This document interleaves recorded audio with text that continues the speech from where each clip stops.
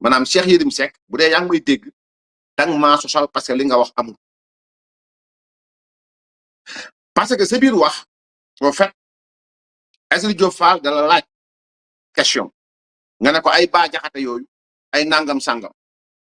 il a utilisé de gros mots loolu amul c'est faux et c'est archi faux et toi-même Yérim tu sais que c'est faux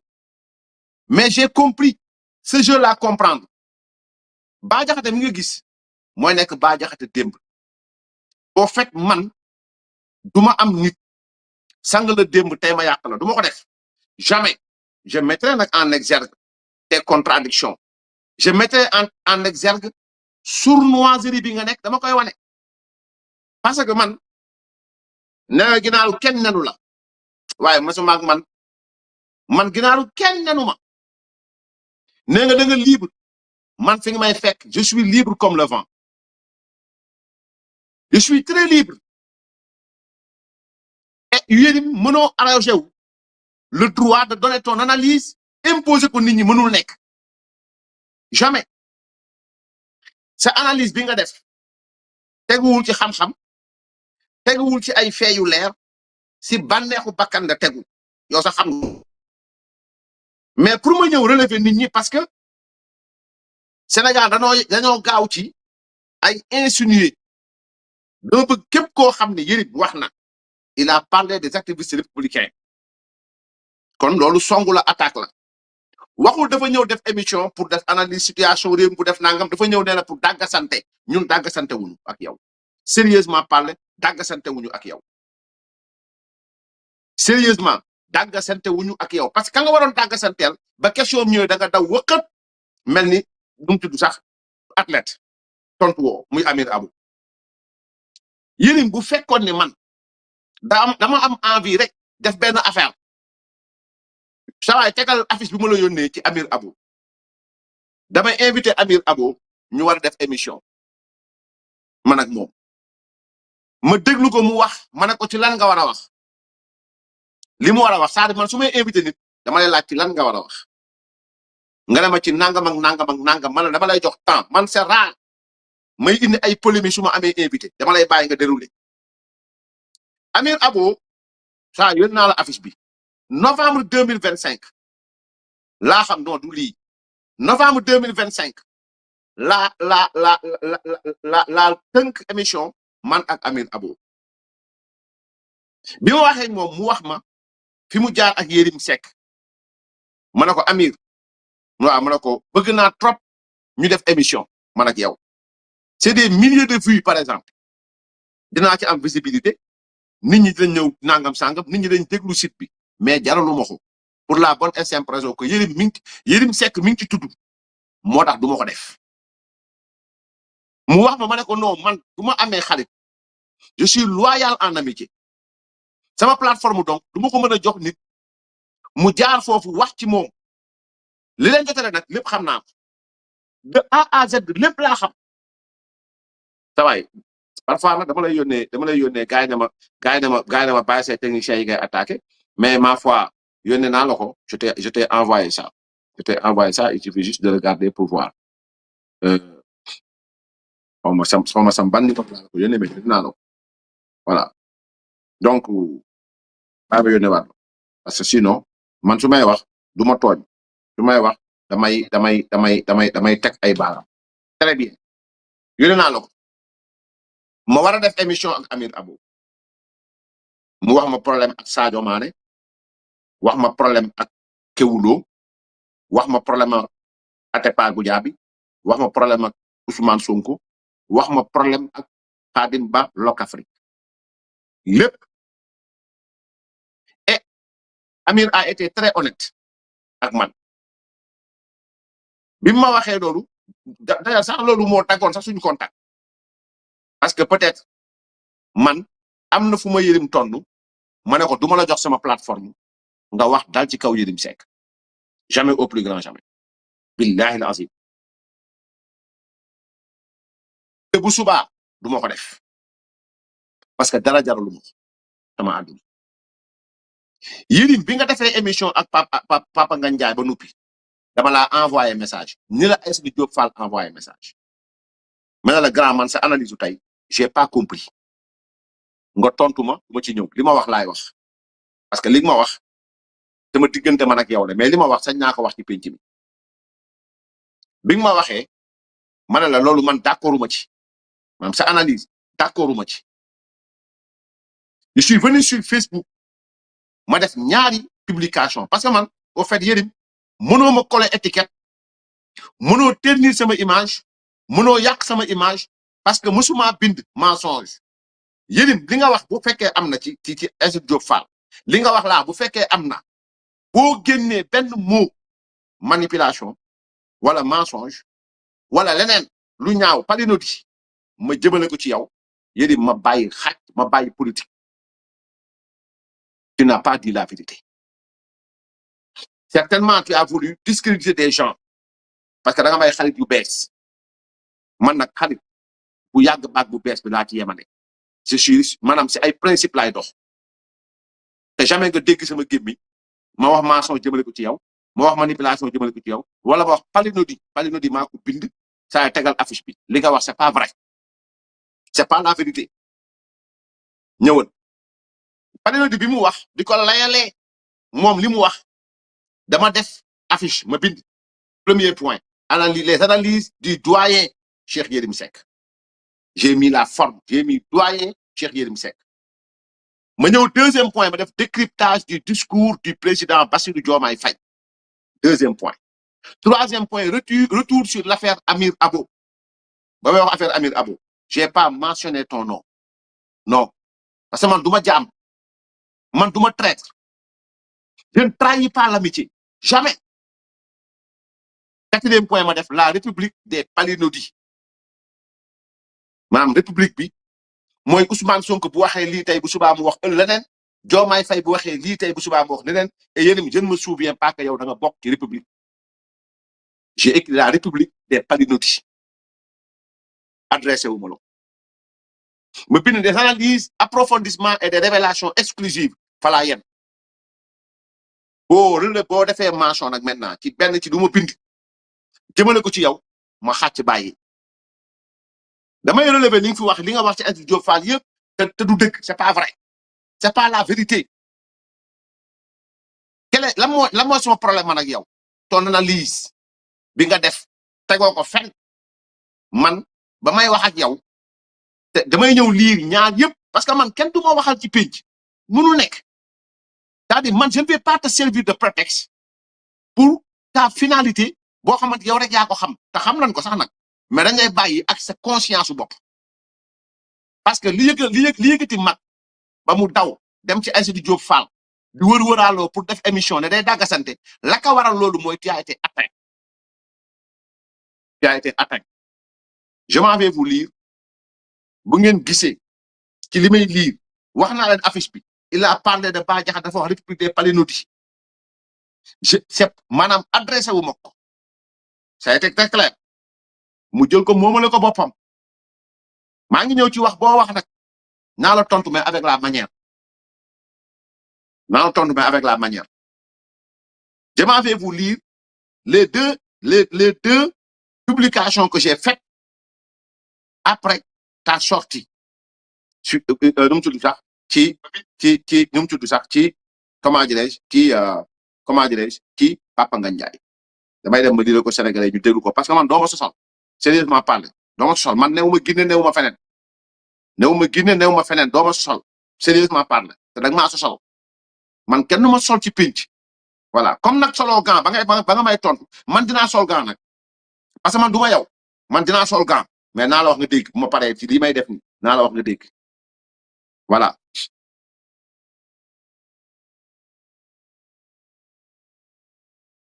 man kenn du ma sosal ça va capturer en même temps ak man dugal sa Facebook nga capturer ñaar publication yi man su may wax damay teg nit ñi di gis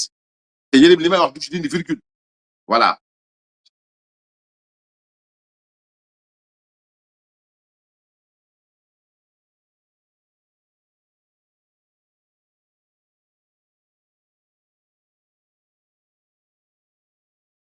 ñi dégg français dañ dégg bu baax a baax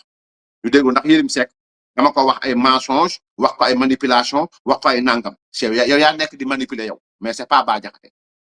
yow yaa nekk di manipuler mais du man te bu nekk dama lay tegal nit ñi dégg voilà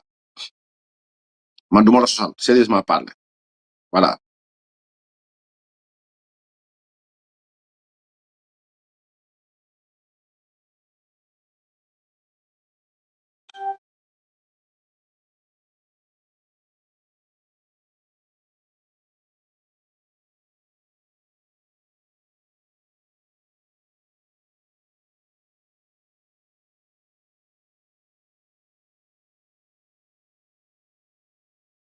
Très bien.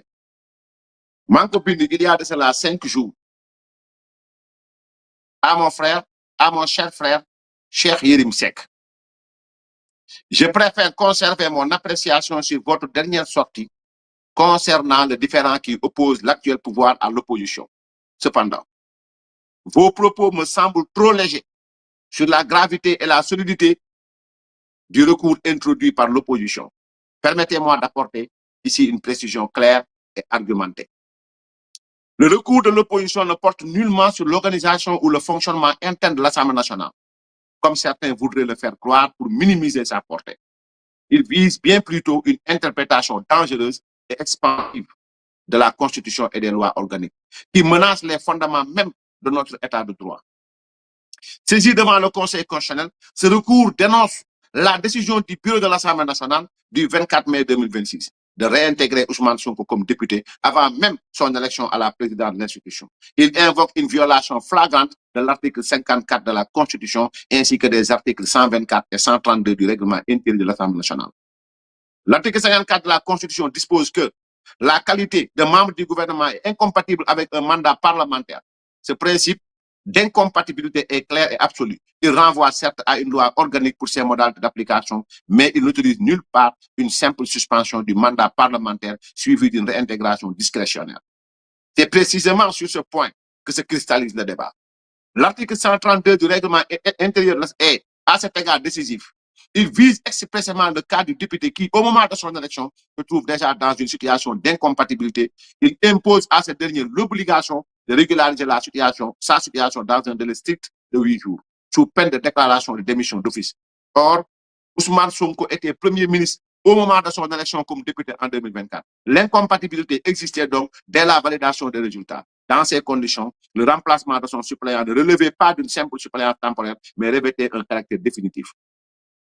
Quant à la fameuse suspension du mandat invoquée par Sonko dans sa lettre au président de la République de l'Assemblée nationale, elle n'a aucun fondement juridique explicite dans les textes. Ni la Constitution, ni le règlement intérieur ne prévoient un tel mécanisme dans le cas précis d'un membre du gouvernement élu député. Il s'agit d'une construction politique commode dépourvue de base légale solide. La majorité passive défend une interprétation souple selon laquelle l'incompatibilité équivaudrait à une simple mise en sommeil du mandat permettant une réintégration automatique. Cette lecture est contestable. La chronologie des faits, le remplacement effectif du suppléant et surtout la lettre précise de l'article 132 plaident au contraire pour une interprétation rigoureuse. L'incompatibilité initiale non régularisée dans les formes requises a entraîné l'extinction du mandat initial. Aucune réintégration automatique n'est prévue par les textes dans une telle hypothèse. Le Conseil constitutionnel, en tant que gardien de la Constitution et de la régularité des opérations électorales et parlementaires, a l'obligation stricte de trancher le différend. Il ne s'agit pas pour lui de cautionner une volonté politique majoritaire, mais de dire le droit avec rigueur et impartialité. Il doit interpréter l'article 54, 124 et 132 en tenant compte de l'intention du constituant. Préserver la séparation des pouvoirs, garantir la sincérité de la représentation nationale et éviter tout cumul ou toute manœuvre contournant les règles d'incompatibilité. Ce recours de l'opposition n'est ni une obstruction stérile, ni un simple artifice politique. Il repose sur une interprétation sérieuse, textuelle et systémique des dispositions constitutionnelles et organiques en vigueur. Bah Diakhaté Al-Bouchribi, administrateur général de la base de TV, la première chaîne républicaine d'information. Dans ce que je viens de lire, Cheikh Yérim Seck, fan nga dégg ma wax palinodi jëmale la ko wala ma wax mensonge jëmale la ko wala wax manipulation jëmale la ko fan relevez-le Yérim relevez-le c'est-à-dire relevez ko non dama la woo ci terrain bi nga da nga toog ci Papa Ngagne Ndiaye nga am sañ-sañu yow Yérim Seck nga jox sa point de vue ci li opposition def Yérim sa ginnaaw nenunu say analyse tënkunu yow moomoonu Si on n'est pas d'accord, on n'est pas d'accord. Et dañ ci def les formes, on a dit que nous ne sommes pas d'accord. Fan lañ la waxee manipulation, fan lañ la waxee mensonge, fan lañ la waxee palinodi, fan ci li ma lire muy première publication bi t'as raconté des contre-vérités. C'est pas vrai ce que tu as dit. C'est pas du tout vrai. Deuxième publication bi ma def ko ma ñëw ci deuxième publication bi. Mon cher doyen et frère Cheikh Yérim Seck, ma deuxième adresse en réponse à votre intervention d'hier repose sur une interrogation aussi légitime que troublante. Comment un journaliste et analyste de votre envergure, reconnu pour sa rigueur intellectuelle et son exigence éthique, peut-il encore accorder le moindre crédit aux paroles d'Ousmane Sonko? Comment est-ce possible? Comment un esprit aussi affecté que le vôtre peut-il encore prêter l'oreille à un homme dont la parole change de couleur avec une versatilité de caméléon pris dans la tempête? L'homme qui, aujourd'hui, accuse avec une fureur théâtrale Diomaye Faye est le même qui, hier, jurait solennellement avoir vu un compte bancaire abritant 1000 milliards de francs CFA. Le même qui prétendait détenir les preuves irréfutables de détournement de 46 milliards par Mamour Diallo, condamné pour diffamation dans l'affaire des 29 milliards du Prodac. Ce même homme, alors Premier ministre, osa feindre devant les marchands ambulants de l'ignorance la plus complète d'un arrêté signé par son propre ministre de l'Intérieur et sur ses instructions express. Quelle crédibilité demeure à celui dont chaque déclaration fracassante a été démentie par les faits avec une constance presque mécanique? Hier révolutionnaire, intègre, incorruptible. Aujourd'hui procureur autoproclamé. Hier sauveur du peuple. Aujourd'hui accusateur professionnel. Hier prophète de la rupture radicale. Aujourd'hui champion des revirements les plus spectaculaires. Où loge la vérité dans cette valse incessante de postures contradictoires? Ousmane Sonko n'a jamais été un homme sérieux.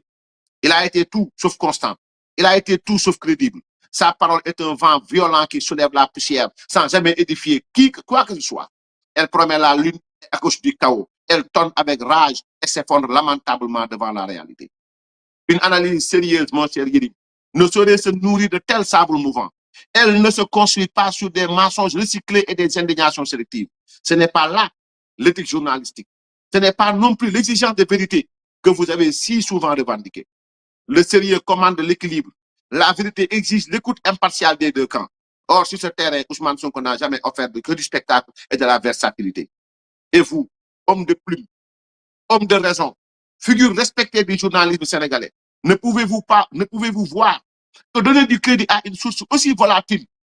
c'est à terme insulter l'intelligence de vos lecteurs et compromettre la dignité de votre propre parole.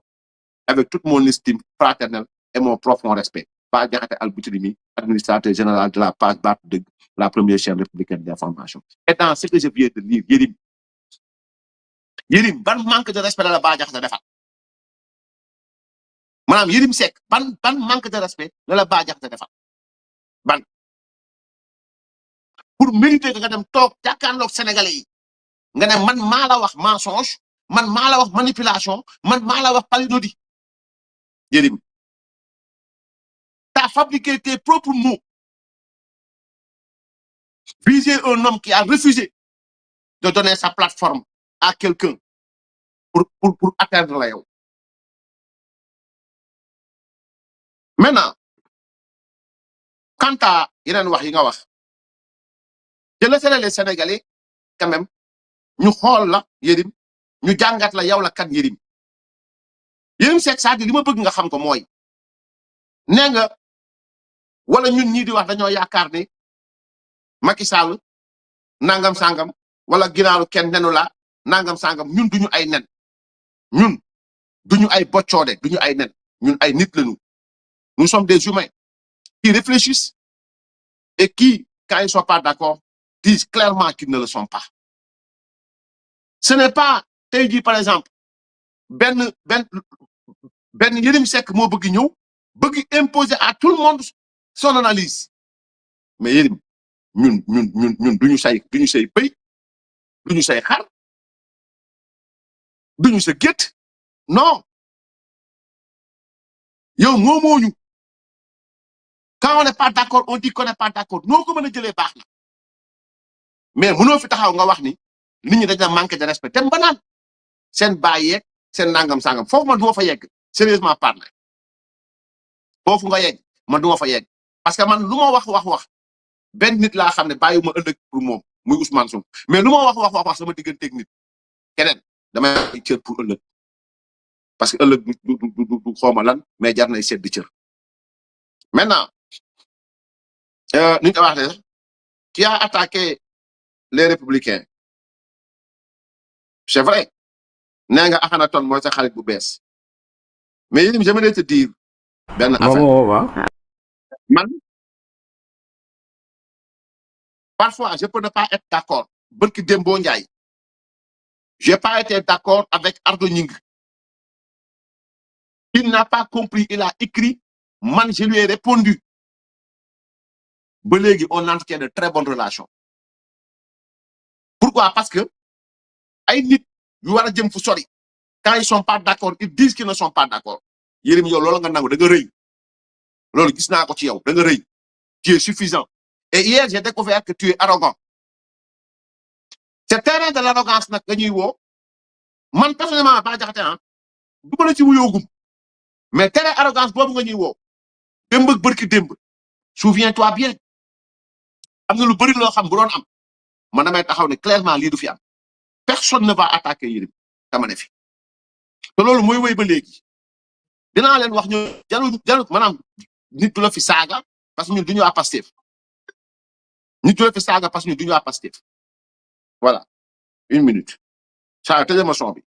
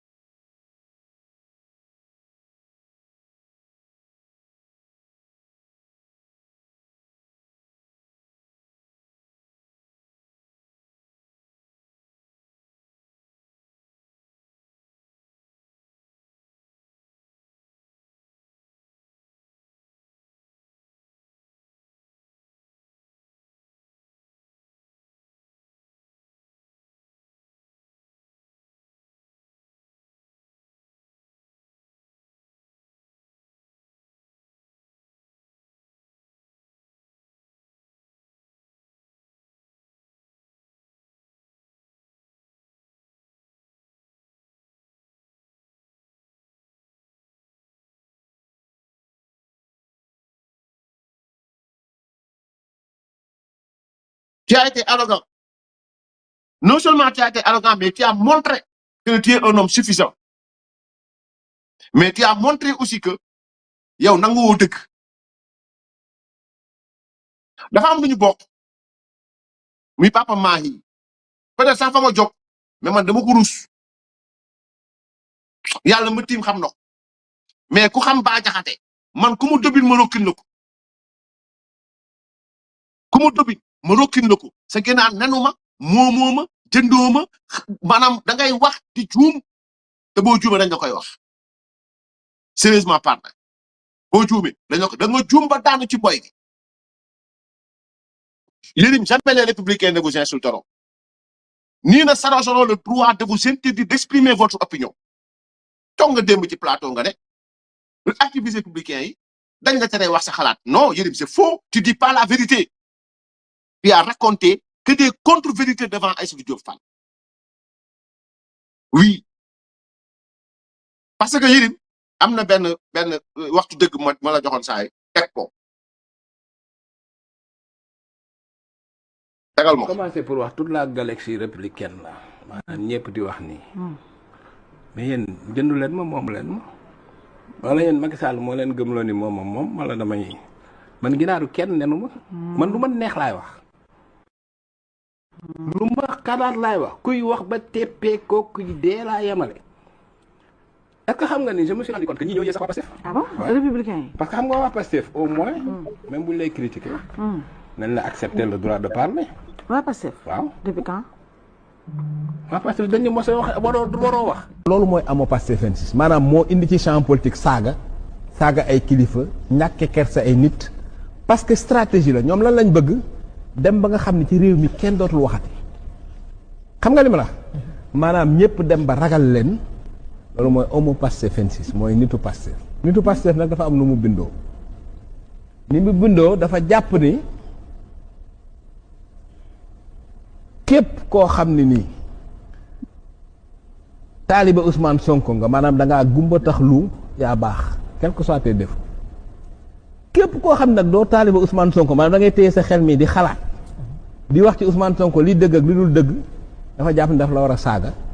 dafa la war a diffamer dafa war a yàq sa der dafa war a wax lu bon ci yow.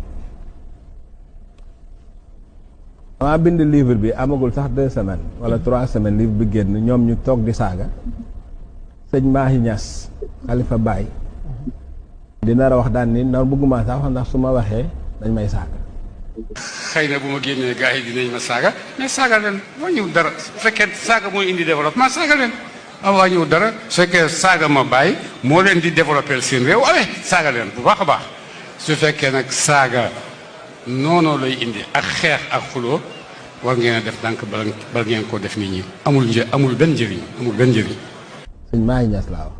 doomu seexal islam Cheikh Ibrahima Niass. nga xam ni baayam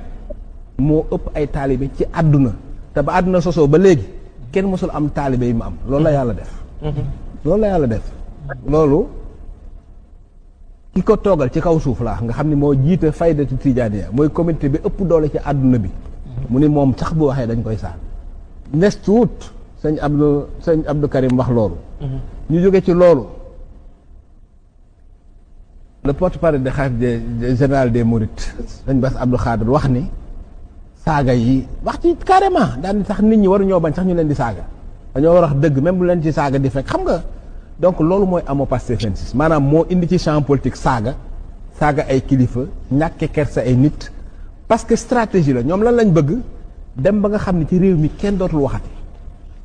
xam nga li ma la maanaam ñëpp dem ba ragal leen léegi booy wax ci Sonko sax nit ñi daan naan boobu bu wax ci Sonko. dëgg rek ay dëgg la ca gannaaw dëgg ay caaxaan la. merci Yérim bu fekkee ni yow sa taalibe may na la tey nga bëgg dem Akhenaton mi taxawoon ki nga xaritool tey Yérim gëmoo lu bëri kon ni day am pas-pas man du ma taalibe Baay non mais soppe Papa Mahi la activité républicain bu ma gis ci àdduna nga taxaw kilifa diine wax nga taxaw lu dul nag kilifa diine boo xam ni da nga dem bokk ci parti politique taxaw di waxu politique dans ce cas yow nekkatoo ci cadre diine mais républicain boo laa xam républicain bu ma xam ci àdduna bu ma la may mukk nga wax ci kilifa diine ba jàll ko baat man Bah Diakhaté ma lay déglu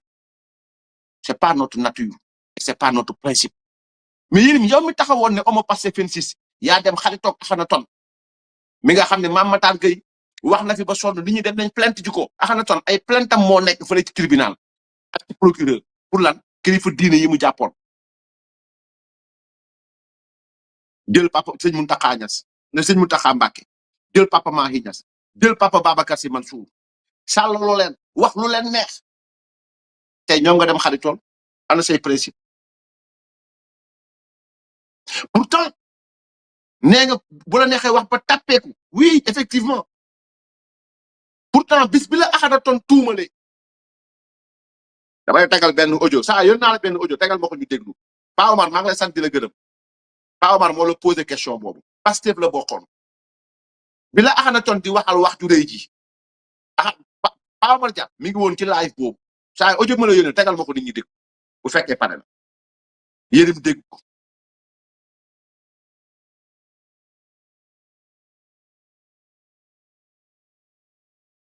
yónnee naa la ko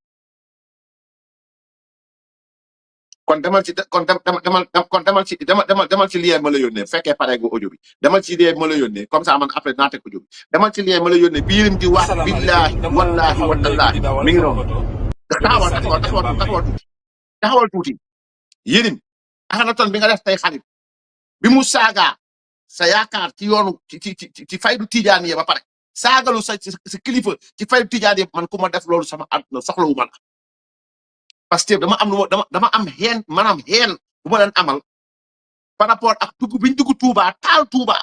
ak lañ doon wax ci sëñ bi la ñu wax sëñ Mountakha di ko wax sëñ Bass Abdou Khadre maanaam loolu daf ma miti ba fi ma toog nii di wax nii daf ma miti parfois su may wax nag damay wax dans le seul but de clarifier l'opinion mais yow lañ fi tuumaal sa xarit bi nga jël tey ne da ngeen di waxtaan ci république bi xarit bi nga jël tey da ngeen di waxtaan ci république bi démb ba mu lay tuumaal ngay waat soxla wa nga ko wax ba teppee pour taxawu la yow défendre la yow bu subaa it ñoom buñ la attaqué man Bah Diakhaté dinaa la défendre parce que défendre ma Yérim Seck man je défends la vérité parce que li nga nekk man dama cee nekkul tegal teg ko mu dégg ba muy waat teg ko mu dégg. asalaamaaleykum dama taxaw léegi di dawal sama oto jóge Saly di dem Bambey sama benn xarit yónnee ma benn vidéo direct benn waaye bu tudd Akhenaton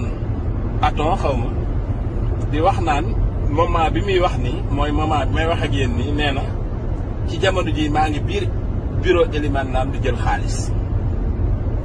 billahi lazi la ilaha illa huwa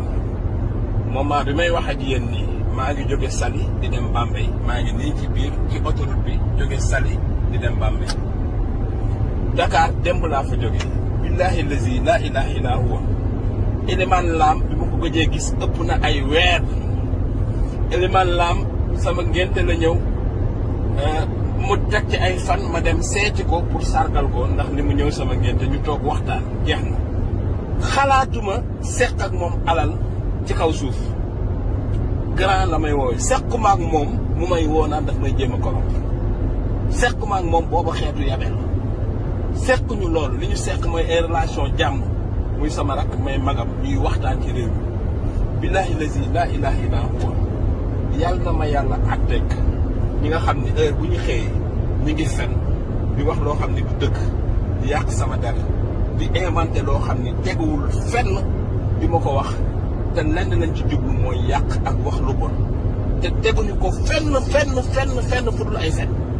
parce que moment bii kii di wax mel ni savant mel ni ko xam te li muy wax lépp ay fen la parce que bi ñu koy wax maa ngi nii dépassé naa Thiès jublu Bambey mu ni waxtu wi man maa ngi ci biir bureau Elimane Lam di jël xaalis non Sénégal métti na trop c'est-à-dire que fii vraiment toog fi nekk ci jàmm noppi nañu xam ni lépp lu ma am man Cheikh Yérim Seck dama ko liggéey ñàkk ko di ko dundale sama njaboot. c'est bon man su ma doon jël xaalis dinaa taxawee ci Sénégal wala may wax. c'est bon Yérim ki nga def xarit moo la tuuma doon tuuma gu rëy gii ñi nga def xarit ñoo duggoon sa kër jël sa vie de famille exposé ko ci mbedd mi tuuma la lu ne xasee la lu ne yàq la lu ne tey mën nga taxaw nga ne dama demoon waxtaan ak ñoom ci république bi mais mën nga taxaw xas activiste yi dem ba naan seen baay ak nangam sangam lu ñu la fekk foofu parce que suñuy baay jur nañu lu romb loolu suñuy baay jur nañu lu romb kuy wàcc ay waxam suñuy baay jur nañu lu romb loolu sérieusement parlé Yérim Seck Yérim au fait nga bëgg gëmloo Sénégalais yi ne Ousmane Sonko dafa changé dafa soppeeku Yérim c'est faux et c'est archi faux et toi-même tu sais que c'est faux mais ce qui se cache derrière dina leer yàggatul dina leer c'est-à-dire am na loo xam lu nekk ak heure mais li tax parax yi dem ba ka saaga sa kilifa diine dem ba ña la saaga sosol la nga ne damay dem ànd ak ñoom pour réew mi mën a nekk ci dal Yérim Ousmane Sonko matul 15 jours da taxaw assemblée nationale salfaañe les institutions de la République waxuma nañu ko fale déedéet en tant que premier ministre diggante bi Ousmane jugee nekk premier ministre ak bi Ousmane ñëwee barki Dembo Ndiaye bu la neexee nga tagg ko li mu def ci politique kenn defu ko lu mu wax nangam ak lu mu wax mais mënoo ñu gëmloo ni nit ki parce que lépp loo xam ne fen ko lal mënut nekk lu baax mënut nekk lu jëm kanam te ku ci ànd yaa ngi ànd ci ay fen ak ay kàcce Ousmane Sonko ci loolu la bâtiré li nga xam moom mooy oraaw kon bu fekkee da nga bëgg jóg ànd ak ñooñu ñu dañuy jàpp ne wax dëgg yàlla Yérim da ngeen xaw a niroo jikko parce que nag ñu niroo jikko ñooy ànd man ba keroog may sàngoo suuf ba keroog ñu may teg ci jaat ba keroog may jàkkaarloog malakul mawti bëgguma Ousmane Sonko nit mënu ma ko forcer xooluma ay affaire am lu tul muy fen may teggi ay fenam muy wax may tontu ay waxam loolu laa séq ak moom la sallallahu alayhi wa sallam séqoon ak Musaylamatul Kazzab le Moussa séqoon ak Firawna ak Haamaan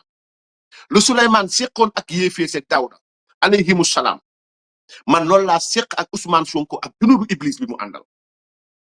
parce que junudu Iblis maanaam soldaaru Iblis rek mooy toog ci réew di fen pour jëm kanam loolu la yàlla xeexee loolu la yàlla yónnee 124 000 prophètes loolu leen yónnee mooy lan mooy xeex fen teg dëgg waqul jaa al xaq wa zahaqa al baatil inna al baatila kaana zahuqa dama lay may Yérim yaa ngi may déglu dama lay may nga déglu Ousmane Sonko ma wax la ci lan la bâtir li nga xam ne mooy ora bi nga koy taggee yow kenn du tagg nit ki ay fen maanaam nit ki du fen ba maanaam ba fen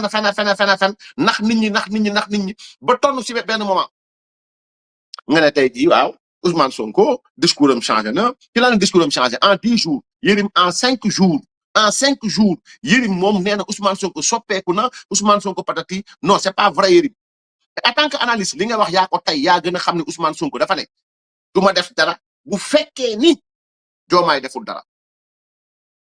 du ma def dara bu fekkee ni Diomaye deful dara kon kooku ñàkk defam dara mooy dafay menacer il n'a pas changé de discours il a maintenu le même discours jamonoy Macky Sall nee woon na nous avons les moyens de rendre ce pays ingouvernable jamonoy Diomaye nee na suñ ma naree def nangam dana am nit ki ngay défendre ci lii di waaj ñëw nii la bâtir aura politique am dawaay ñëwal ci fenn yi mu fen yëpp ñu dajale ko mu ñëw ci benn compil teg ko ñu déglu ko teg ko à côté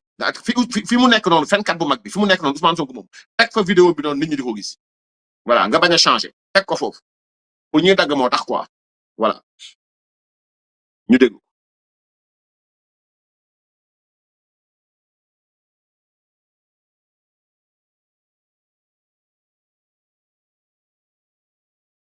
su ma la waxee gars yi dama di waroo wax ak Youssou waroo wax ak li Youssou waroo wax ak nangam mais Youssou wax dëgg yàlla man su ma demee dina ñaale di jabat naa nekk balaa may dem ci benn affaire naa ne Youssou wax dëgg yàlla maanaam voilà donc da nga war a gaaw tuuti Youssou war a gaaw tuuti quand même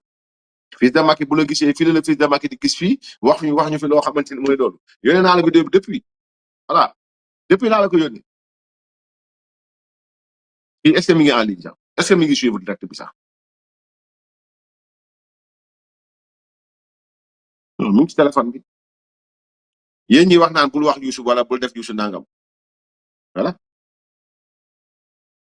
mi ngi noonu Youssou ngi noonu. gis ngeen ci inauguration yi mu jël tey. amoo ko lim. ñoo ba dellu na mu jot ne inauguration. gis ngeen ci inauguration yi mu jël tey. day dem ab avion ñu ñëw peinture ko pour ñëw inaugurer rek le lendemain avion ba dellu na mu jot ne inauguré na ab terrain boo xam ne def na ci 1200 milliards. waaye terrain ba nee nañ dans 6 mois la ci Sénégal yi mën a dugg loolu loo koy inauguré fii nag ci Kaolack nee na inauguré na université du Sine Saloum daf leen di nax nee na inauguré na ko ak ñetti bloc benn bi nekk fii beneen ba nekk Fatick beneen ba nekk Kaffrine dama ne la keroog 2016 bi ñu fa tegee première pierre ba léegi bâtiment taxaw fa amul dara lañ fa tabax ay bâtiment lay dem loué jël xale yi sacrifié leen amul campus pédagogique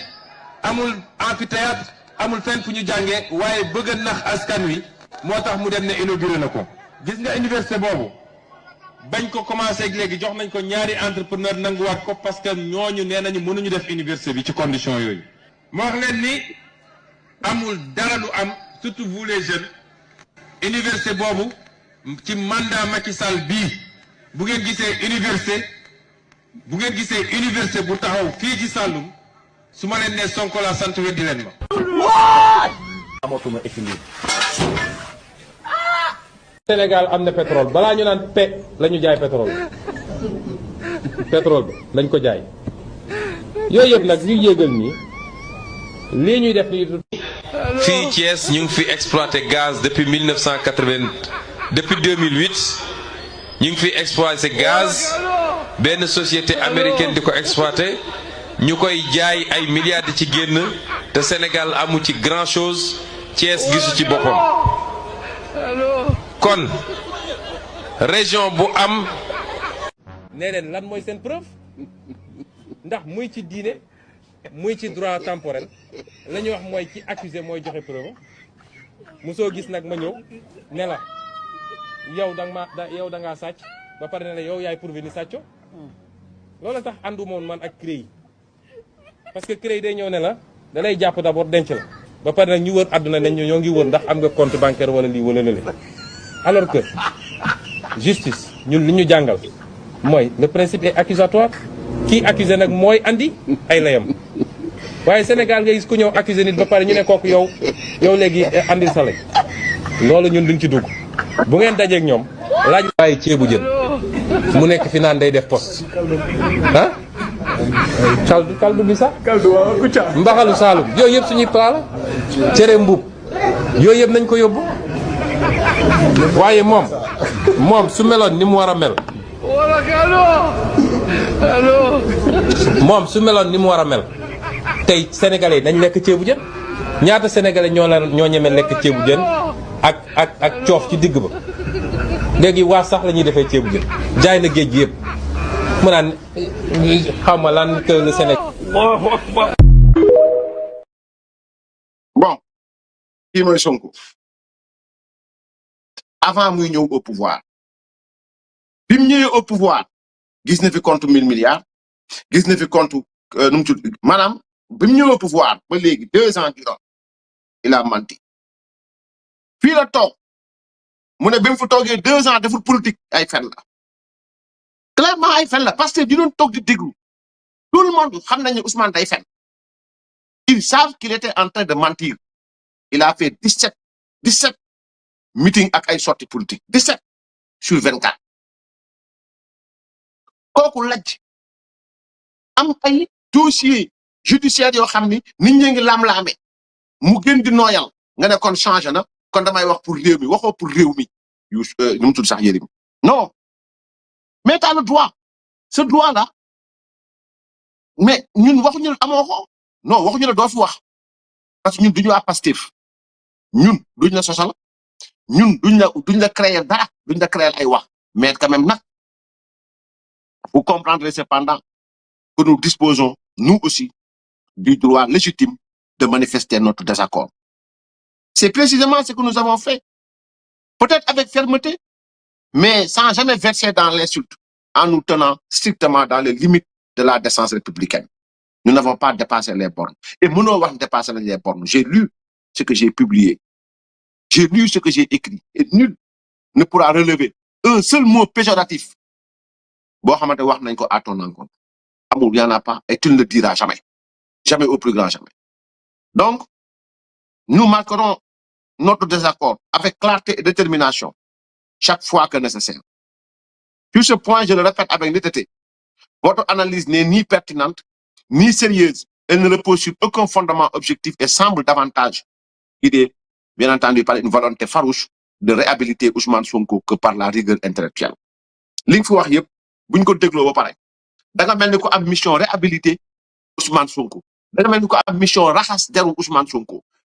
As-tu quelque chose à te reprocher? Peut-être ce livre li nga ci bindoon les écrits restent. Yérim yaa ñu xamal corniche. Vraiment yaa ko bind. su ma juumul ci ce livre la nekk. Donc Yérim sa analyse bi reposé wul ci dara. Ñun on a dit que sa analyse baaxul. Et on a donné des arguments clairs et précis. Cependant, nag, somme toute, vous ne parviendrez pas à nous entraîner dans votre entreprise de réhabilitation d'Ousmane Sonko. Jamais. Nous refuserons systématiquement d'être complices du blanchiment d'image de la personnalité politique la plus versatile et la plus hostile à la cohésion nationale. Nous ne serons pas tes complices, Yérim Seck. Il y a des complicité, détournement de deniers publics. Nous, Yérim, nous ne complicité de blanchiment de personnalité. Comme Dadis Camara a eu à le dire, que Amna faut refaire, parce que tout rime vers ça. Tout rime vers ça. mooy lan mooy tey jii parce que masalan ay nu mu tudd refaire ton image wala nangam sanga parti parata et cetera ñun nous ne serons pas complices de ça voilà ça va dugalal pip tuuti ma jël sama reer dugalal pip tuuti bini sama image ma jël sama reer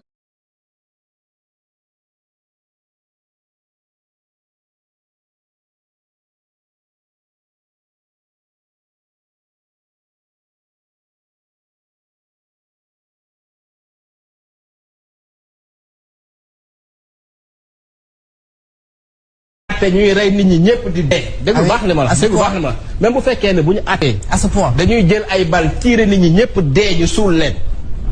pour une affaire privée. déglu dama lay wax li gën a dee. dama lay wax li gën a dee. pour l'honneur de Mame Mbaye Niang. déglu dama lay wax li gën a dee. bu fekkee dañuy àtte ñu téye nit ñi rey 90% de la population du Sénégal. nan leen rey. ñi ci des on ne peut pas dire ça. déglu ma wax. bu ñuy àtte ñuy rey nit ñi ñëpp di dee. déglu baax na ma la déglu baax na ma la même bu fekkee ne bu ñu àttee. à ce point dañuy jël ay bal tiire nit ñi ñëpp dee ñu suul leen. pour une affaire privée. déglu dama lay wax li gën a dee. dama lay wax li gën a dee. pour l'honneur de Mame Mbaye Niang. déglu dama lay wax li gën a dee. bu fekkee dañuy àtte ñu téye nit ñi rey 90% de la population du Sénégal. nan leen rey. ñi ci des on ne peut pas dire ça. déglu ma wax. bu ñuy àtte ñuy rey nit ñi ñëpp di dee. déglu baax na ma la déglu baax na ma la même bu fekkee ne bu ñu àttee. à ce point dañuy jël ay bal tiire nit ñi ñëpp dee ñu suul leen. pour une affaire privée. déglu dama lay wax li gën a dee. dama lay wax li gën a dee. pour l'honneur de Mame Mbaye Niang. déglu dama lay wax li gën a dee. ngeen nekk di ruube ak di dévoyer ak par exemple ku mel ni Bah Diakhaté. Bah nag sa defal ndànk am na droit am analyse am. il a le droit. on va obligé d'être d'accord. àdduna ku nekk surtout question bu mel nii nga xam ne seen question juridique boo xam ne nii. même ci conseil constitutionnel sax xam naa ne ñii xalaat nañ ni ñii xalaat lii. c'est normal. mais li ëpp solo mooy nañ ko def ci respect. parce que Bah il a utilisé des mots très violents. ay palinodie ay mensonges ay manipulations. Bah est très respectueux. non defal ay mensonges ay manipulations lu ko fi jar. wax yooyu pour lan. fii kan moo fi mensonge kan moo fi manipulé. ban compte la am la à rendre à qui. moi j'ai de compte xaaral. merci. kon dégg ngeen li mu wax. nee na man j'ai utilisé des mots. Aïssatou Diop Fall lui a dit que j'ai été respectueux. man moo yi ma utiliser yëpp mënoo ci génne boo amoon suba émission ak Maïmouna Ndour ak Aïssatou Diop Fall ak Papa Ngagne Ndiaye émission xale ju bees yi buñ la waxee lan la Bah Diakhaté wax mënoo fi génne benn mot bu ma wax à ton encontre mu nekk un mot déplacé c'est impossible mënul nekk yëpp c'est impossible mënul nekk mais tu as une mission maintenant li ma la wax léegi rek notre respect à votre égard étant incommensurable nag foofu laay tëjee. Donc, c'est avec beaucoup de déférence que nous tenons d'emblée à vous exprimer notre profonde déception. Mais comme notre respect est incommensurable à votre endroit, bien entendu, à votre égard, donc, nous vous dirons tout simplement, Yérim, que vous nous avez déçus. Nous vous exprimons notre profonde déception. Très sérieusement. Voilà. Donc, li la bëggoon wax ci Yérim Seck balaa may ñëw ci Cheikh Ndiaye. Au fait, ñu ngi sant bu baax a baax le doyen Madiambal Diagne di ko gërëm. Il a fait un post, un tweet. Tweet bi, il a donné une information capitale. Non seulement il a cité Cheikh Ndiaye, juge du Conseil constitutionnel, mais aussi il a posé sa photo ci post bi et il a donné une date. et des faits yoo xamante relaté na kon kooku li muy wax ñeme na ko c'est-à-dire ça am waa mee poste Madiambal Diagne c'est-à-dire Madiambal dafa bind poste wax ci lim ci wax mu clair mu citer le nom de Cheikh Ndiaye wax dat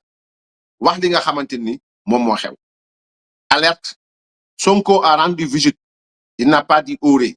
il n'a pas utilisé le conditionnel. Il a été très clair, précis. Nee na Ousmane Sonko dem na seeti ji le juge Cheikh Ndiaye, membre du Conseil constitutionnel,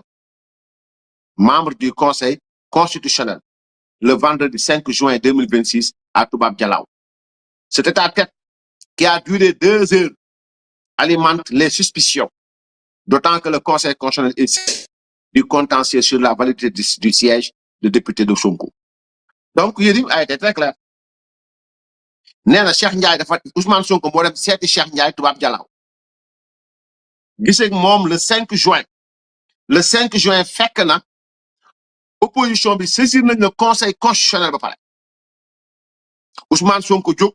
dem seeti ki nga xam ne moom membre conseil constitutionnel selon Madiambal Diagne ñu toog waxtaan pendant 2 heures de temps Madiambal nag xamal na leen ni loolu mën na jur ay suspicion mooy kenn ku ne da ngay am sa xalaat ak sa gis-gis mais jëf ci aussi man ba mu ko liiree dafa am lu sama xel dem rapidement parce que xam ngeen ni ça va yónnee naa la ko suma juumul xam ngeen ni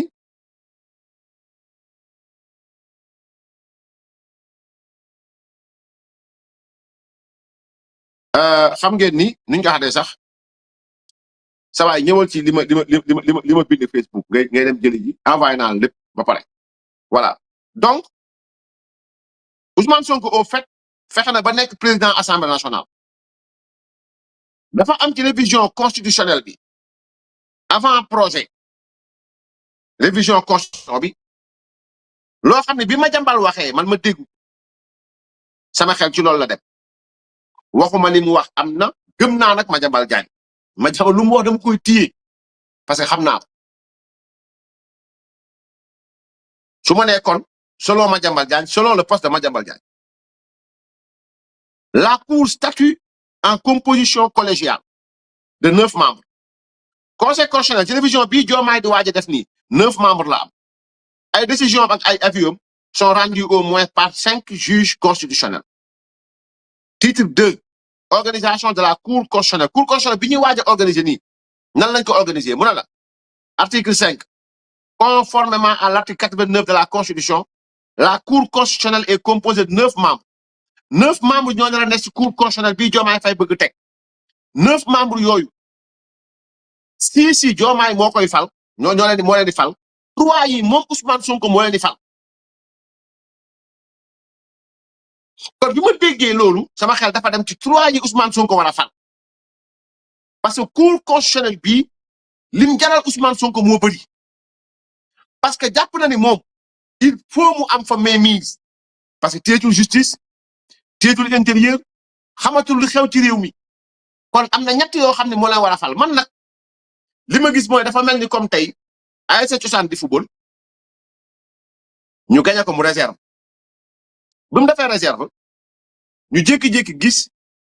président ASC adverse bi dem kër président CQRP wala benn membre si waa CQRP moment bi nga xam ñun déposé nañu réserve kooku supporter bu ko gis mu dugg fa sa xel dina ñaaw ci moom wala ñu ne examen ngi nii résultat yi mi ngi war a génn ginnaaw suba jury baa ngi nii Modou Laak Khoudiak Ibra Dëgën keneen ak keneen ñu jékki-jékki gis benn parent d'élève koo xamante ni dafa yor wala mu am influence dem seeti benn membre ci jury bi beneen élève bu ko gis buñ ne élève boobu am na ëllëg sa xel dana ñaaw lool parce que dama naan gis naa papa yi diw demoon seeti membre jury diw kon loolu mooy suspicion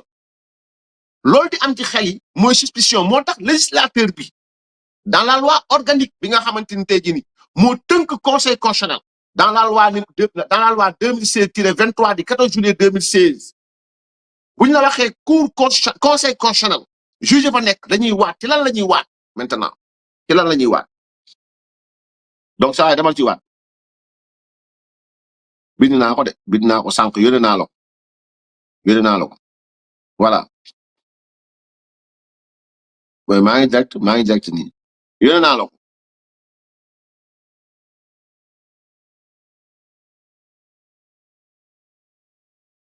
yónnee naa la ko c'est pas voilà très bien article 7 de la loi organique 2016-23 du 14 juillet 2016 bu ñu la waxee loi organique moo tënk li nga xamante ni mooy conseil constitutionnel nu muy fonctionner ñoo la avant d'entrer en fonction tout membre du conseil constitutionnel Cheikh Ndiaye est membre du conseil constitutionnel tout membre du conseil constitutionnel prête serment en audience solennelle publique day waat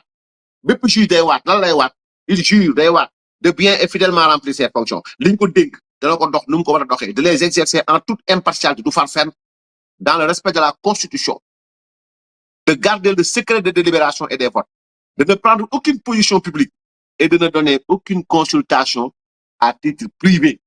sur les questions relevant de la compétence du Conseil constitutionnel et de se conduire en tout comme un digne et loyal magistrat. Article 7, loi organique numéro 2016-23 du 14 juillet 2016. moo wax lii en consultation à titre privé mooy Ousmane Sonko jóg dem seeti ji le juge Cheikh Ndiaye ndéem am na juge Cheikh Ndiaye il a la latitude comme il l'avait fait d'aller rester en justice moom il a la latitude tout savant sachant en amont que wax dëgg yàlla Madiambal Diagne ko seqal donc dañ ko tere parce que lu tax dañ ko tere mooy dañ 2 heures temps yooyu dara leeru ci lu ngeen wax parce que yow Cheikh Ndiaye politico massage dama lay wax ni Ousmane Sonko di dox lu mu doon et daal Ousmane fu mu jóg di dem politique moo fa am fu mu jóg di dem xaalis moo fa am fu mu jóg di dem massage moo fa am fu mu jóg di dem ay fen moo fa am te man gëm naa ni Cheikh Ndiaye du wax lu du dëgg jàpp naa ko jàpp naa ne Cheikh Ndiaye demul massage jàpp naa ne Cheikh Ndiaye deful nangam parce que magistrat aussi am na loo xam ne damay am limite du ma ko wax sérieusement parlé mais Cheikh lan la war a wax ak Ousmane Sonko suspicion la ci ñun dara leeruñu ci parce que yooyu lay indi njort yi jiixi jaaxeex yooyu noonu lay indi looloo tax nag maintenant toujours bu ñu continuer ci li nga xam ni mooy maintenant qu'est-ce qu'il faut faire l'article 650 du code de procédure pénale revient pour nous expliquer lu leer article 650 du code de procédure pénale daf ñuy wax ni tout juge conseiller ou président de chambre peut être récusé pour les causes ci-après. C'est-à-dire, article 650 du code de procédure pénale. Tout juge, bépp juge, conseiller, bépp conseiller, ou président de chambre, bépp président de chambre, chambre criminelle, chambre administrative, chambre nangam, chambre mu jeex, bépp président de chambre peut être récusé. Opposition bi mën nañoo bind waa conseil constitutionnel dañuy récuser Cheikh Ndiaye pour les motifs wala pour les causes ci-après. Mu indi 9 10e laa li parce que moo conseil li ñuy wax s'il y a eu bu fekkee am na contre lui juge Cheikh Ndiaye wala juge bu mën a doon contre lui ou son conjoint wala soit mu nekk contre lui ou son conjoint ñëwal ci article saway ou son conjoint ou une des parties. Donc s'il y a eu contre lui ou son conjoint ou une des parties bu fekkee ni moom wala jëkkëram wala jabaram wala benn ci parti yi nga xam ne Ousmane Sonko parti la ci moom lañ def recours moom la ñuy xool parce que moom moo sàcc poste bi il a violé la loi il a volé le poste de forcing ci moom la ñu bind kon c'est une partie ou une des parties bu fekkee am na toute manifestation Madiambal bind na bu fekkee am na dara loo xamante ni aussi assez grave lu garaaw pour faire suspecter son impartialité waxul fii prouver pour faire suspecter son impartialité là c'est suspect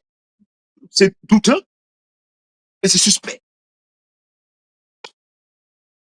c'est clair c'est-à-dire tout juge conseiller ou président de chambre tout juge bépp juge conseil constitutionnel bépp juge ak fu mu mën a nekk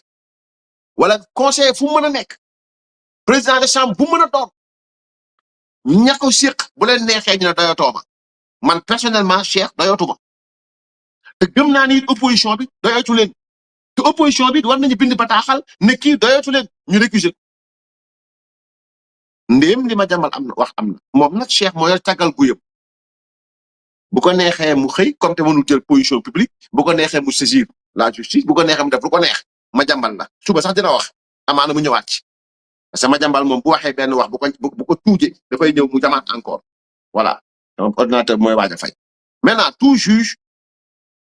conseiller ou président de chambre peut être récusé pour les motifs pour les causes après alinéa 10 s'il y a eu contre lui ou son conjoint ou une des parties toute manifestation assez grave pour faire suspecter son impartialité récusé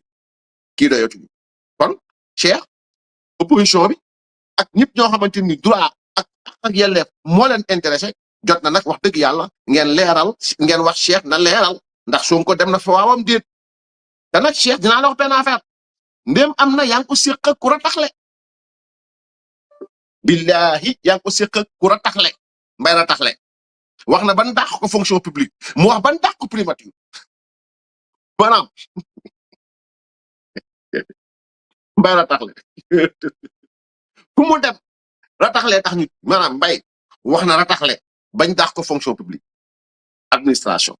mu wax rataxle bañ condamné ko mu ñàkk candidature am rataxle bañ dàq ko primature mu kon nag rataxle moom ma nga alénature bis bu ne muy xëy di wax mbay rataxle seex nga ko nag bu fekkee am na mbay rataxle lu ne lay wax lu mu gis mu siiw lu mu xam mu siiw lu mu yëg waxuma laak nag loo xam ne seex nga ko moom mbay daal leen rek la fi waxtaanagul mooy ba muy wax suñu yaay booy leneen la mbay waxtaanagul te bi di jéem a dóor dégg naa ko mu ne sa waay indi pig waay ma jël sama kii bi man tey sama gars yi moom dañoo raakaaju quoi indi pig tuuti waay baal leen ma de sama gars yi baal leen ma tuuti rek. bon voilà ñu terminé à rendre à Dieu et à ma conscience. man li ma wax bu ma leeree ni lii moo baax. lii mooy yoon wi. lii mooy intérêt réew mi. adduna bi buñ doon tas yow xam nga loolu ci man.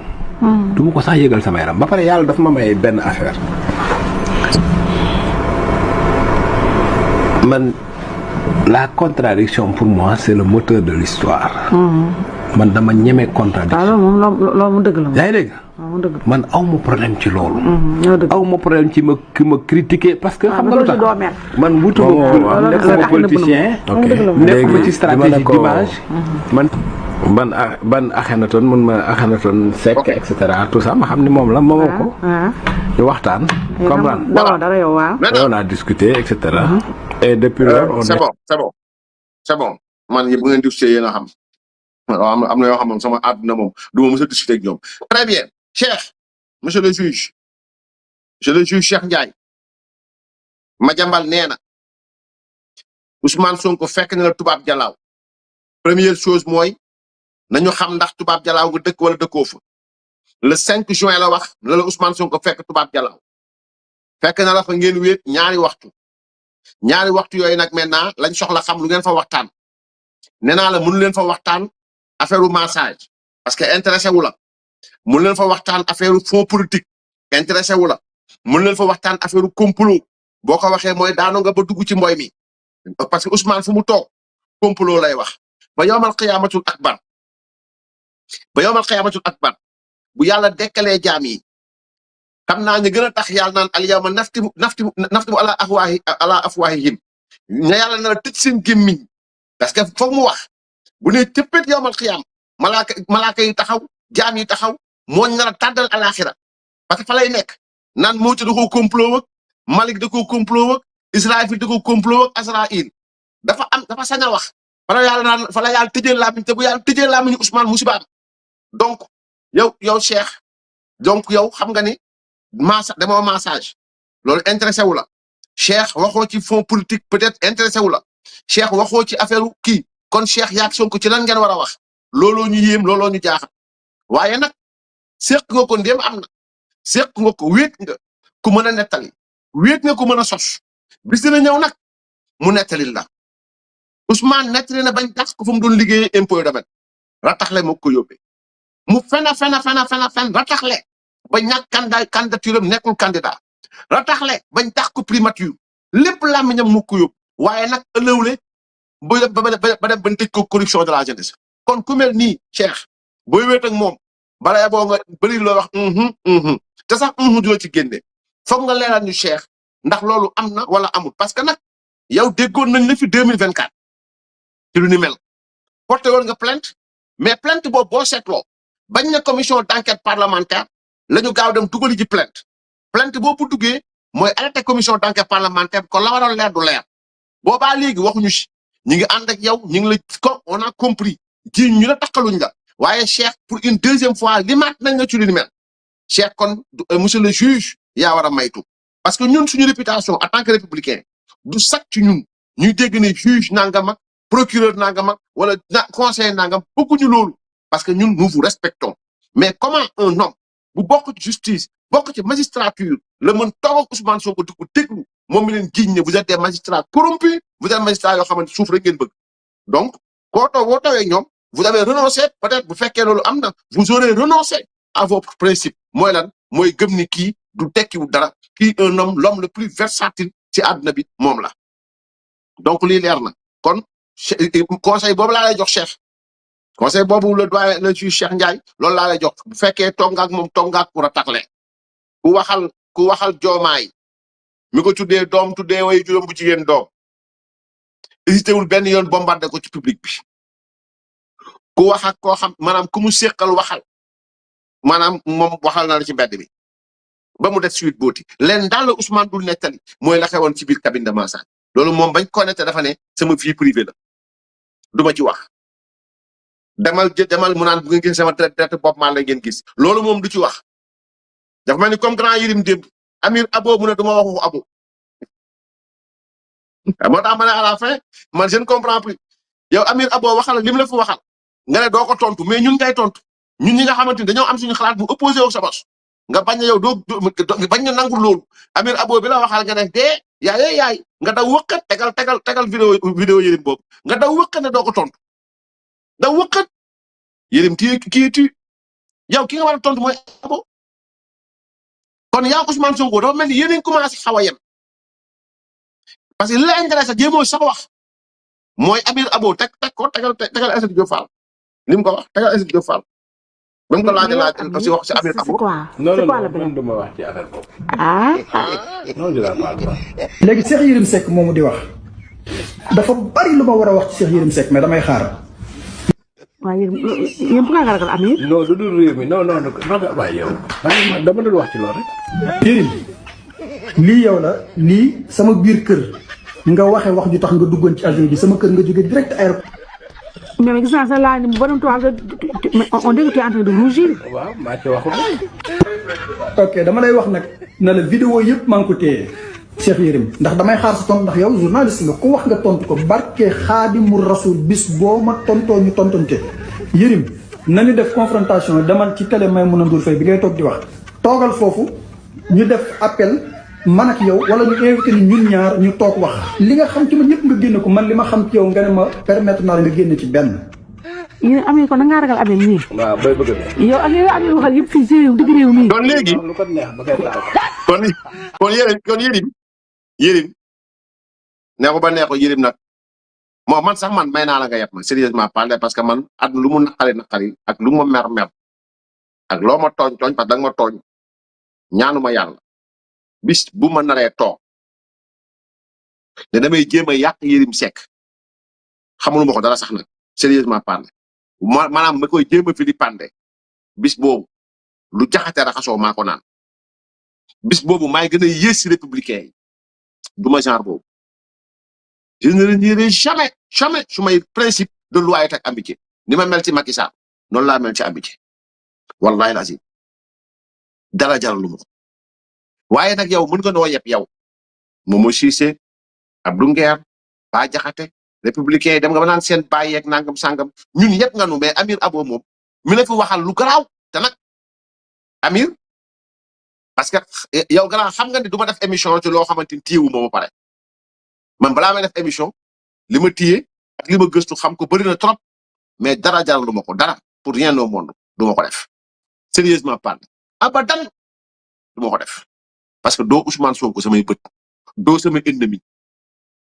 mais da nga suffisant Yérim et puis da nga commencé am arrogance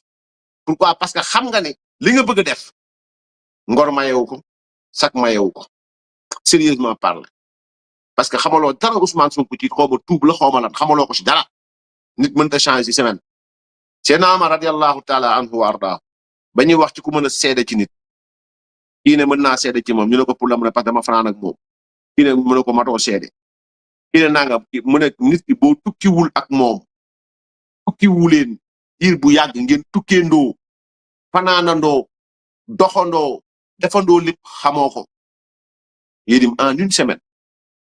semaine Yérim veut nous faire croire que Ousmane Sonko a changé non Ousmane Sonko est dans ses méthodes moo tax mu commencé wax ay waxu combi nag complot commencé dem fu ne mu fay wër xam nga ne ku sañ en tant que premier ministre fen bu toy xet ci penc mi nga fen bu toy xet ci penc mi mu jaral la nga dem ne man maa organiser sama propre appauvrissement ci loolu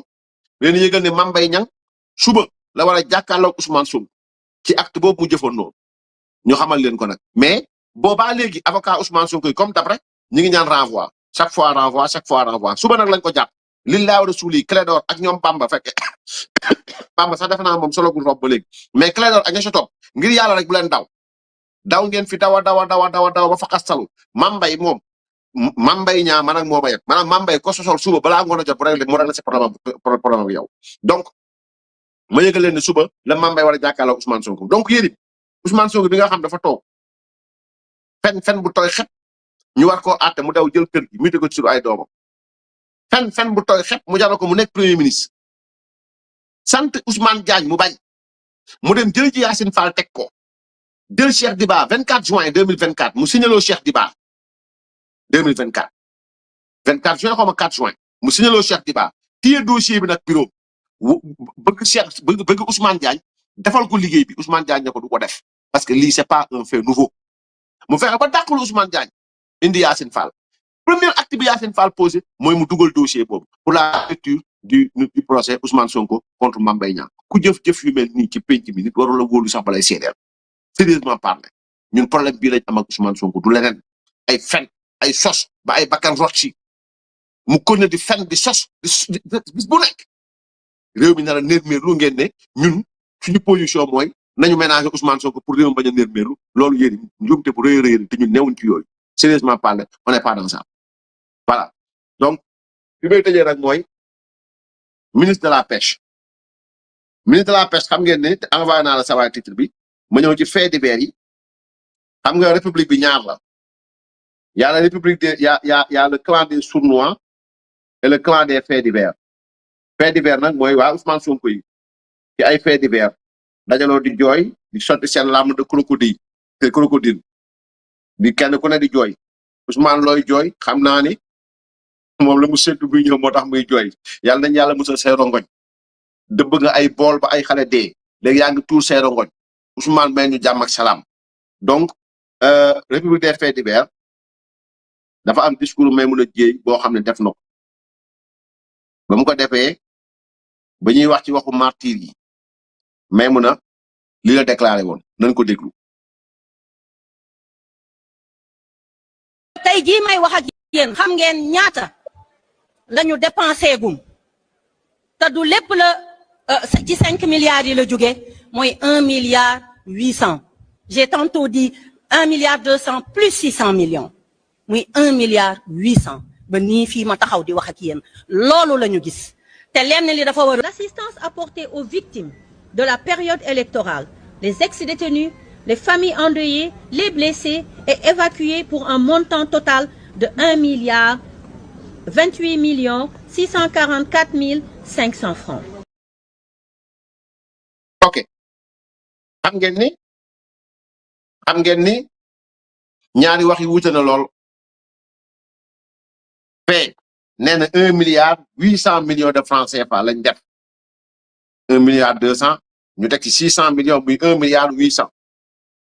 bu muy passé consigne mu ne 1 milliard 28 millions donc ñun soxla ñu xam reliquat boobu fan la jaar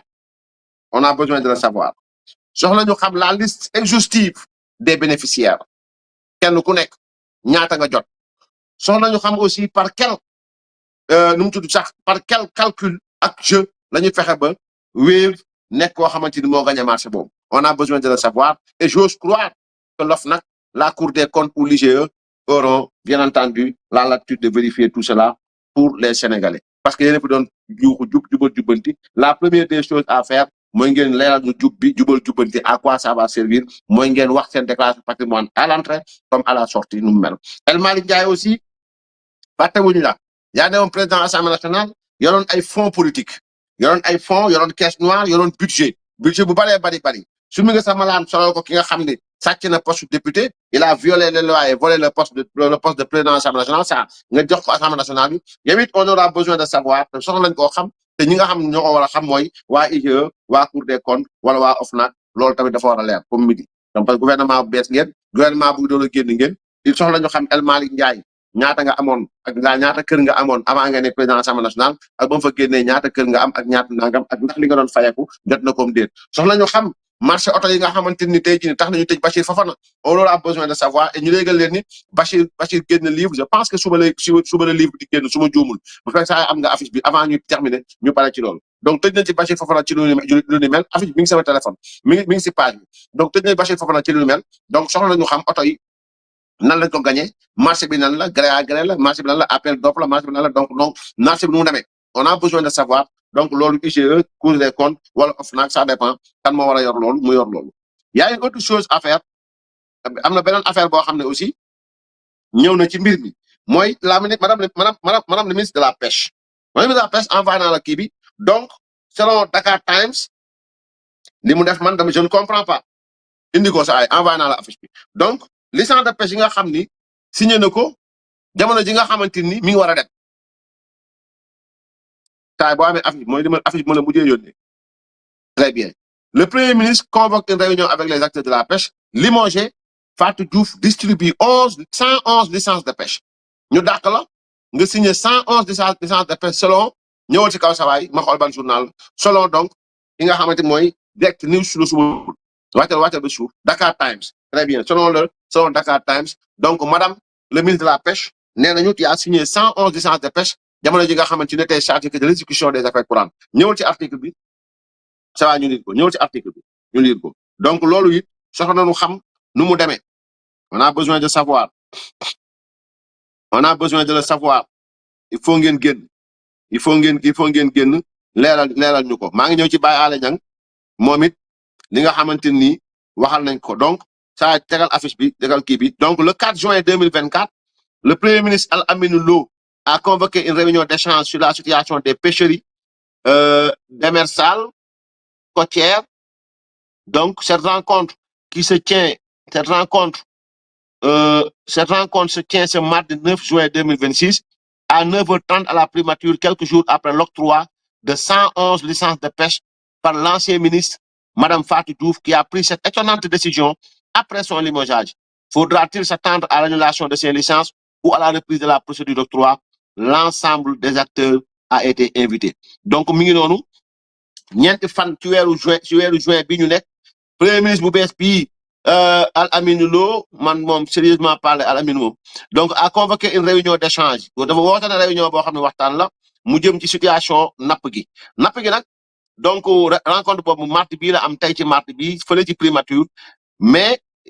dañoo seetlu ne madame le ministre de la pêche ginnaaw biñ ko dàqee relevé ko de ses fonctions jox ko addiyaam ak lépp mu dem yoonam dem fori donc ñu dem Arena Tour donc voilà 111 licences de pêche jamono ji nga xam dàq nañ ko donc qui a pris cette étonnante décision après son limogeage selon Dakar Times donc loolu mooy li nga xam ni moo jaaxal ñëpp procédure bi nga xam moom leen joxee marché yeeg yooyu nu mu demee donc loolu daal mooy li doy waar maintenant Baye Alé Niang dem na États-Unis xam nga c'est-à-dire liñ doon wax ci le DG Racine Talla Baye Alé Niang en fait moom mooy directeur bi mais il s'est autoproclamé moom moom dem na États-Unis moom il est parti aux États-Unis moom loolu moom jaaxal na ñëpp nee nañ suba la war a yegsi il arrive demain aux USA donc moom wut na il arrive dans un endroit huppé plus huppé sax que bi mu newoon fële donc et son bras droit ki ñu wooyee Idi nag jàngut xamul mun ci li ma dégg ci information mais moom paraît-il lañ jox lépp loo xamante ni mooy régisseur daal koppar yeeg lépp ci loxoom lay jaar xamul luy comptabilité moom la Baye Alé nee nañu ci information yi ñu jot waa RTS yëpp nag donc ci information yi ñu jot donc nee nañu Baye Alé mi ngi ànd ak ku ñu wooyee Idi moom nag nee nañ jàngul comptable jàngul lépp mais moom la Baye Alé Niang def régisseur moom nag waajal na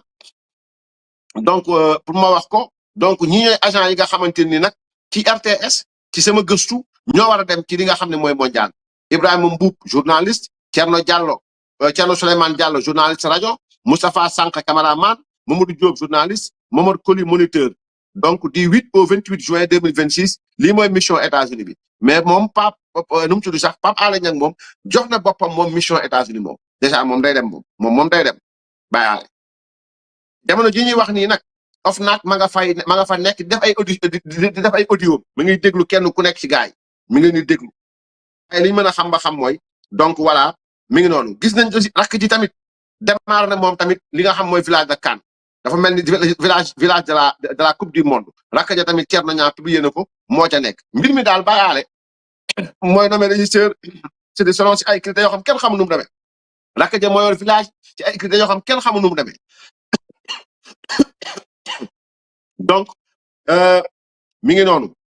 donc waa liggéeykatu RTS ña ngay wax tamit ci li nga xamante ni moom mooy waa ak Xelcom bâche waa RTS ñëw nañ ci lu bari ci mbirum Xelcom bâche kooku dama bëgg ne mu nekk live spécial wax du fi xaj live spécial lay nekk ma ñëw ci Xelcom bâche ba la Racine Talla bañoon ak li Pape Alé Niang ci coût yeeg yu demee noonu ak procédure de marché yi nga xam ne kenn xamul nébuleuse total kenn xamul lu xew RTS donc maa tey daal moo fa am moom day dem Pape Alé moom bu ngeen ko doon rey sax di ko jamate Baye Alé mun leen wax ba Baye Alé di dem parce que dafa sax ko jom du Pape Alé sax donc mi ngi noonu donc loolu moo xew tamit RTS ki nga xam ne nag moom mooy Jean-Michel Sène du ma sori ci moom tamit mooy daal toujours la pour des faits divers Jean-Michel Sène it xam nga yabaate weesuwut pôle judiciaire financier nee nañu plainte espagnol bi conseil bi mu fa waxoon ay presque 1 milliard ci ay quittance xawma lan affaire yooyu moom la ñuy wër waaye laa xaaral nañ ci plainte bi nga xam ne moom la Thierno Alassane Sall plainte mu jëm ci 37 milliards yi 37 milliards yi nga xam ni moom Jean-Michel Sène bind na xaalis bi génn na PGF yow war a jiwoo suñu 37 milliards li ñu bind ci li ñu bind foofu saa boo amee kii bu PGF bi nga génn ko comme ça ñu mën koo jàngatal gars yi li angle biñ ci gis ñu bëgg ci bàyyiloo gars yi xel ok ñu bëgg ci bàyyiloo gars yi xel mooy je crois bien que je l'ai comme envoyé naa la ko xaw ma envoyé wu ma la ko bon voilà donc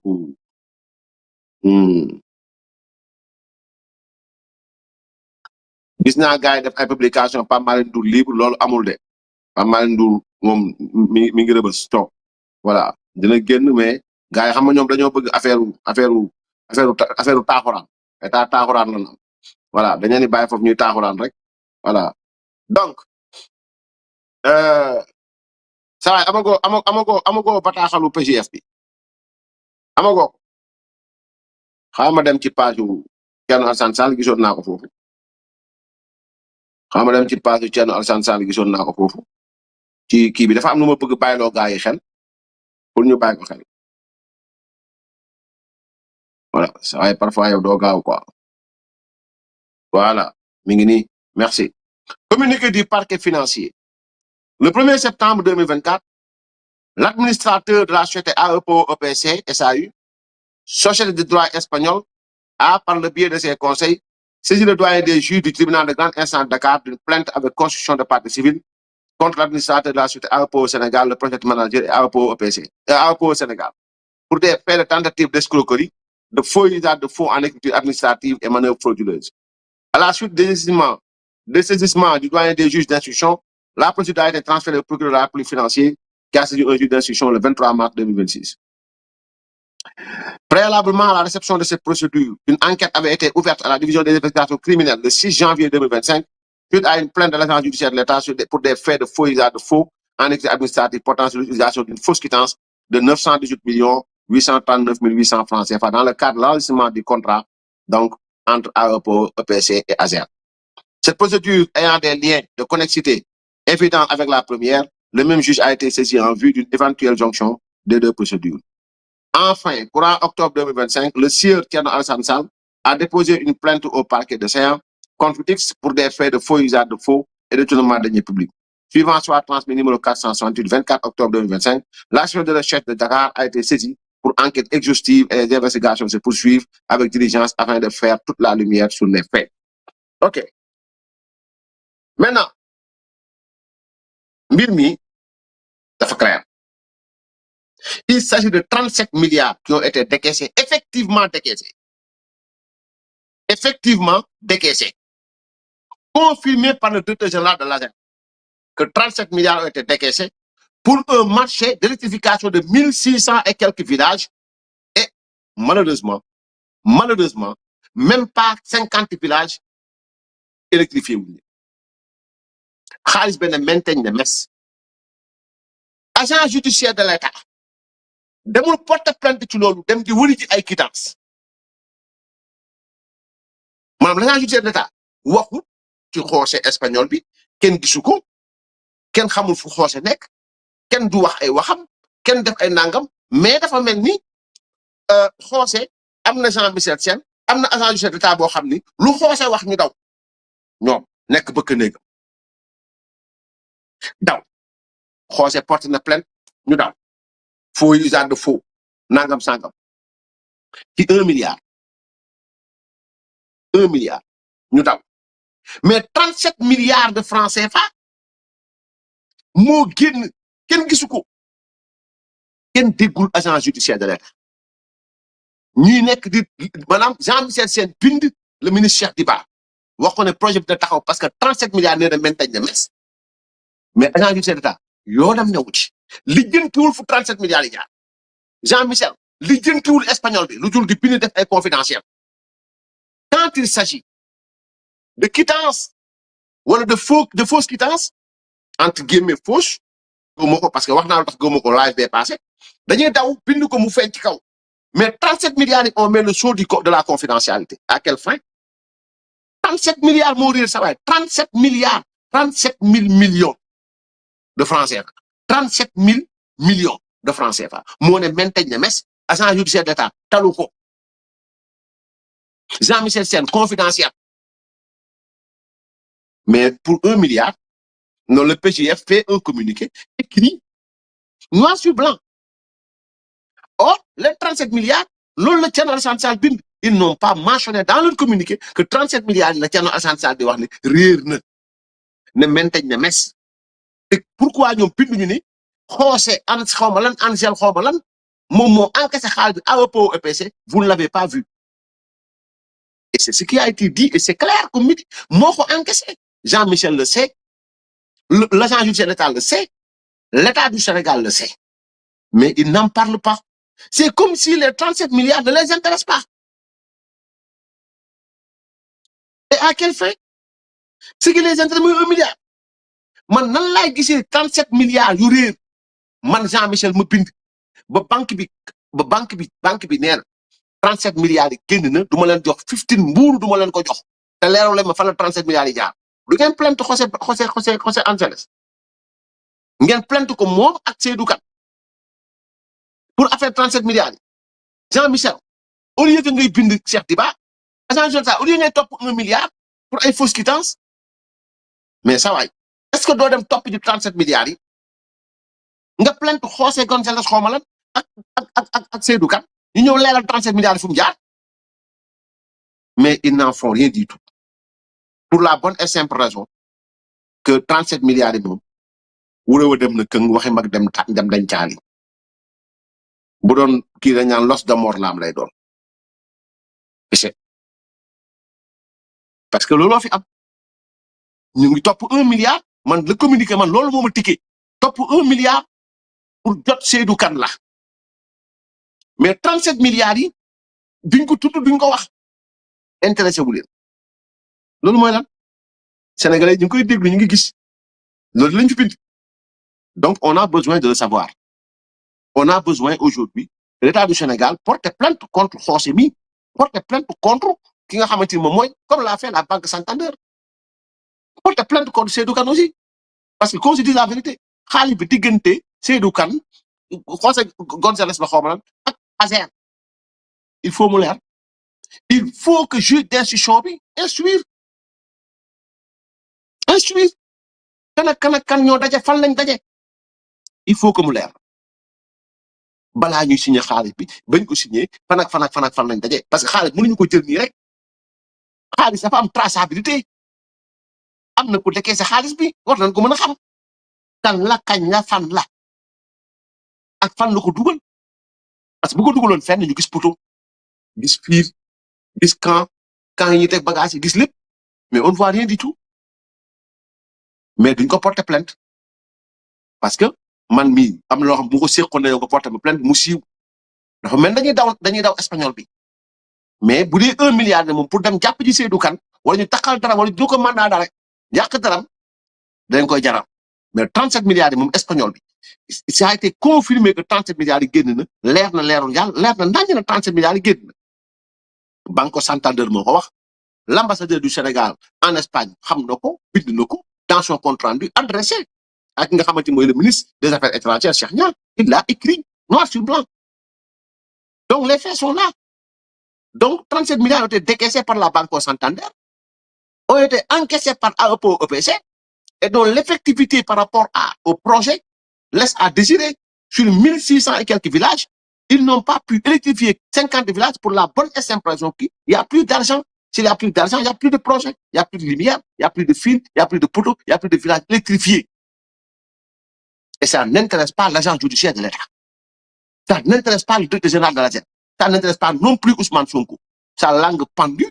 on n'a jamais entendu parler de José Angeles. Donc, il faut que cela soit très clair. Quand man jàpp naa ni oui, les 900 et quelques s'il y a soupçons de faux usage de faux, ak fu mën a bàyyee ko, dañ ko war a gëstu mu leer. Oui, 1 milliard yi, presque 988 millions, dafa war a leer sur la base de quoi, ndax quittance yooyu wax moom espagnol bi créé na ko boppam bu dee Seydou Kane à ses avocats, je n'en suis pas, je ne suis pas avocat.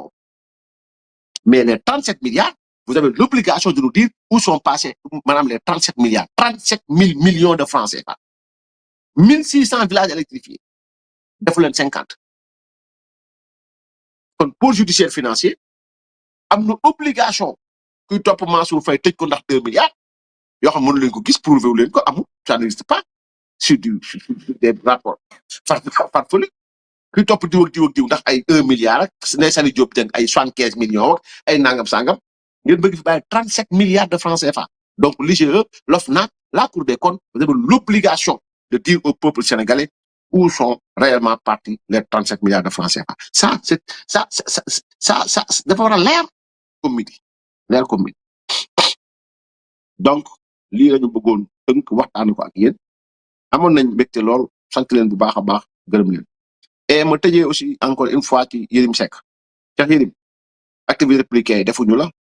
waxuñu la déggoo ñu saaga la ndey Pastef dañu saaga tuumaal la sosal la tey mën nga dëkkoo ak ñoom kon ni nga mën a dëkkoo ña doon saaga Papa Mahi mën a dëkkoo ña doon saaga ak dina tuumaal wax dëgg yàlla war nga mën dëkkoo ak ñoo xamante ni buñ d'accord lañ naan d'accord ñu pour rien au monde buñ d'accord lañ naan d'accord ñu sant nañu baax a baax gërëm leen wasalaamaaleykum. est-ce que doo dem topp ci 37 milliards yi nga plainte José González xawma lan ak Seydou Kane ñu ñëw leeral 37 milliards yi fu mu jaar mais ils n'en font rien du tout pour la bonne et simple raison que 37 milliards yi moom wurëwa dem na këng waxi mag dem dañ caali bu doon kii dañ naan los de mort laam lay doon parce que looloo fi am ñu ngi topp 1 milliard man le communiqué man loolu moo ma tikkee topp 1 milliard pour jot Seydou Kane la mais 37 milliards yi duñ ko tudd duñ ko wax intéressé wu leen loolu mooy lan sénégalais ñu ngi koy déglu ñu ngi gis loolu lañ fi bind donc on a besoin de le savoir on a besoin aujourd'hui l'État du Sénégal porte plainte contre José mi porte plainte contre ki nga xamante ni moom mooy comme l'a fait la Banque Santander porte plainte contre Seydou Kane aussi parce que qu'on se dise la vérité xaalis bi diggante Seydou Kane José González la xawma lan ak Azer. gisoon nañ la ndeysaan politique éternel recommencement la politique non nitu homme politique du nit ku baax c'est incroyable surtout Afrique politique dafa salte quoi Afrique amul politique bu pourriture lañ xam quoi politique de merde politique bu salte gars yi ñu ngi leen di ziar di leen màggal leen ndamoo di leen tiitaroo di leen bëggee ñun ñi nga xam ne fekk nañ démb fekk tey moom affaire bi dafa mel ni éternel recommencement quoi sànq maa ngi romb bon intéressé wu ma sax pour te dire de vrai parce que Sonko moom ay waxam moom perte ci temps moom di ko seetaan perte temps la sax déjà parce que nit koo xam ne la dafa lànk na ne du wax dëgg ci àddunaam daal nit ku amul ngëm-ngëm la quoi nit ku ragalul yàlla